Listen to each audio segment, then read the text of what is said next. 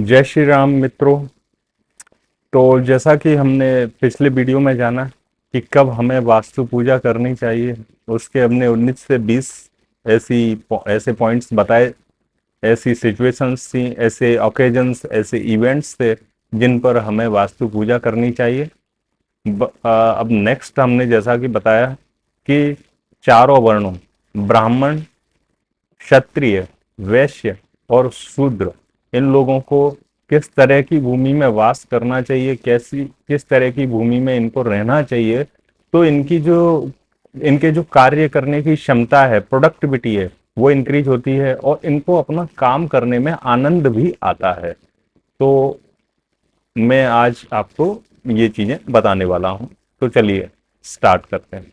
तो पहले बात आती है वर्ण व्यवस्था की। तो आप लोगों को इसको काफी पॉजिटिव वे में लेना है। यहाँ पे जो बात की गई है कोई बंटवारे की या कोई जाति व्यवस्था की बात नहीं हो रही है। यहाँ पे वर्ण व्यवस्था की बात हो रही है जो कि कर्म से निर्धारित है। तो जो बुद्धिजीवी हैं वो ब्राह्मण हैं, जो व्यापारी हैं वो वैश्य हैं, और जो पुलिस, सैनिक, ये लोग हैं, ये कैटेगरी के जो लोग हैं वो सभी क्षत्रिय में आते हैं। और जो शिल्पी हैं, यानी कि जो आर्टिस्ट हैं, वो आर्टिस्ट हैं, मजदूर हैं या श्रमिक हैं, वो सभी आते हैं शूद्र वर्ग में। तो कोई भी वर्ग अच्छा या बुरा नहीं है, सभी इक्वल हैं जी। और इस हिसाब से आपको समझना चाहिए कि किस तरह की भूमि में रहेंगे। उसका एक कुछ कारण है जिनको अभी हम लोग नहीं डिस्कस करेंगे, बाद में इस पे भले ही हम एक सेपरेट वीडियो इस पे बनाएंगे कि क्यों इस तरह की भूमियों का चयन किया जा रहा है। तो सबसे पहले तो आपको समझना चाहिए कि किसी भी भूमि, किसी भी धरती या किसी भी जगह का, उसकी तीन प्रॉपर्टी जो रहती हैं वो मेन प्रॉपर्टी रहती हैं। तो पहली है उसका, उसकी जो वर्ण, उसका वर्ण, कि उसका कलर कैसा है, धरती का, जिस धरती पर हम निवास कर रहे हैं उस धरती का कलर कैसा है।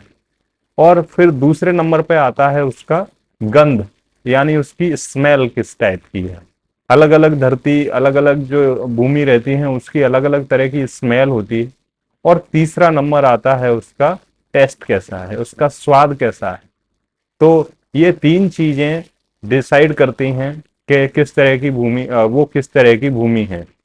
उसके बाद कुछ चीजें ये भी हैं कि किसी भूमि में कौन सी वनस्पति की अधिकता है, क्या वहाँ पैदावार हो रही है, कैसी उर्वरा शक्ति है उसकी। तो ये चीजें भी डिपेंड करती हैं। जो भूमि आप आपके हिसाब से भी देख सकते हैं। जिस भूमि में कुछ भी उगता नहीं है, जो बंजर भूमि है, वहां पर रहने वाले लोगों को उसी तरह के इफेक्ट्स झेलने पड़ते हैं, या उनमें उस तरह के डिफेक्ट्स या इफेक्ट्स आपको देखने को मिलेंगे। लेकिन उसके कुछ तरीके भी हैं जिससे कि उस भूमि में उस तरह के गुण लाए जा सकते हैं, उस सॉइल में, उस मिट्टी में उस तरह के गुण लाए जा सकते हैं जिस तरह के गुण हमको चाहिए। और उसके कुछ तरीके भी हैं। वो तरीके यानी वो रेमेडी या वो उपाय हैं, तो उनको अभी हम लोग नहीं डिस्कस करेंगे। हम सिर्फ ये जानेंगे कि किस तरह की भूमि कौन से वर्ण के लिए अच्छी है। तो सबसे पहले हम ब्राह्मणों की बात करते हैं। ब्राह्मण यानी बुद्धिजीवी जो लोग हैं, बुद्धिजीवी समाज है, जो माइंड से या दिमाग से रिलेटेड वर्क करते हैं। तो ब्राह्मणों के लिए श्वेत वर्णा, श्वेत वर्णा यानी व्हाइट कलर हो, उसका भूमि का कलर हो व्हाइट हो, श्वेत, ठीक है। उसका जो स्वाद हो वो काफी मधुर हो, अच्छा स्वाद हो, मधुर। तीसरा, उसकी जो स्मेल है वो सुगंधित भूमि हो, उसमें सुगंध आती है, ठीक है। ये तो हो गए इन तीन जो फैक्टर हैं उनकी बात। उसके बाद भूमि थोड़ी गहरी हो, यानी ऊंची ना हो या सम भी ना हो, थोड़ी गहरी भूमि हो, उस भूमि में ब्राह्मणों का निवास उचित रहता है। फिर उस भूमि में कुश की अधिकता हो। कुश शायद आप जानते हो या नहीं जानते हो। कुश एक पौधा होता है, एक वनस्पति होती है। ऐसा कहा गया जब भगवान बाराह इस धरती पर आए, तो उन्होंने जब धरती को अपने दोनों पृथ्वी को जब उस हिरणाक्ष से बचाया, तो जब उन्होंने अपना इस तरीके से समुद्र में से निकल के जब उन्होंने अपने आप को इस तरीके से शरीर को थोड़ा सा हिलाया, तो उनके जो बाल थे वो इस धरती पर गिर गए। और वो बाल ही कुश के रूप में इसमें वनस्पति बन करके और उगते हैं। तो वो जहाँ पे कुश की अधिकता होती है वहाँ रहने से ब्रह्म तेज उत्पन्न होता है और बुद्धि प्रखर होती है। इसलिए वो बुद्धिजीवियों, जो लोग बुद्धि से रिलेटेड वर्क करते हैं, उनके लिए वो भूमि बेस्ट है। ठीक है जी। उसके बाद बात आती है क्षत्रिय वर्ग की। क्षत्रिय वर्ग के लिए जो कलर है वो होना चाहिए रक्त कलर, यानी लाल कलर की भूमि, लाल, रेड। हमारे भारत में भी कई जगह पर लाल भूमि, लाल मिट्टी है। ठीक है जी। उसके बाद उसका जो स्वाद है वो कषाय स्वाद या थोड़ा सा जैसा फिटकरी का स्वाद होता है उस तरीके का स्वाद हो।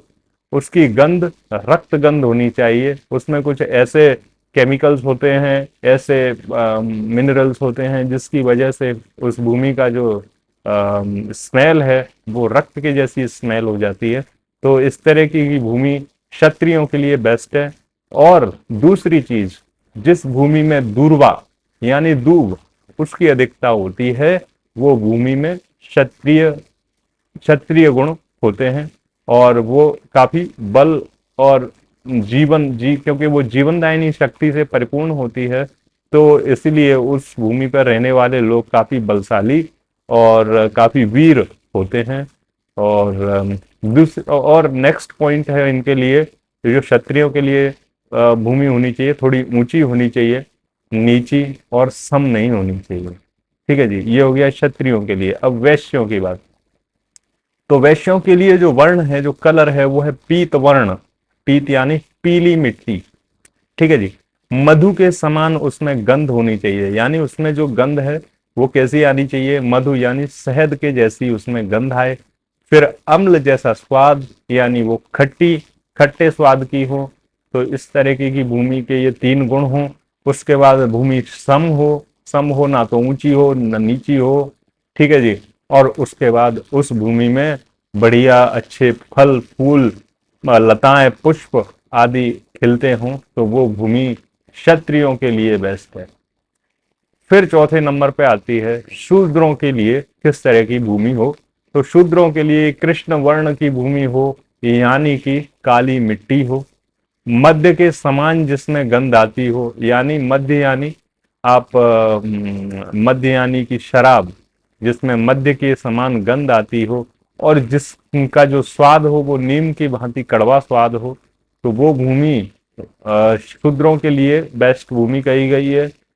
उसका आकार विकट आकार हो, मतलब इरेगुलर साइज हो। उसके बाद उसमें घास उत्पन्न होता हो, बंजर भूमि ना हो। तो इस तरह की भूमि शूद्रों के लिए बेस्ट भूमि कही गई है। तो ठीक है जी, ये इस तरह की भूमि के चारों वर्णों के लिए लक्षण हैं जो विश्वकर्म प्रकाश में कहे गए। उसके बाद अब नेक्स्ट हम लोग बात करेंगे कैसे जो प्लॉट हैं या जो अपने जिस भूमि पर हम लोग निवास कर रहे हैं उसके साइज, कौन कौन से साइज, किस तरह के साइज बेस्ट होते हैं, उनके बारे में बात करेंगे। तो तब तक के लिए जय श्री राम।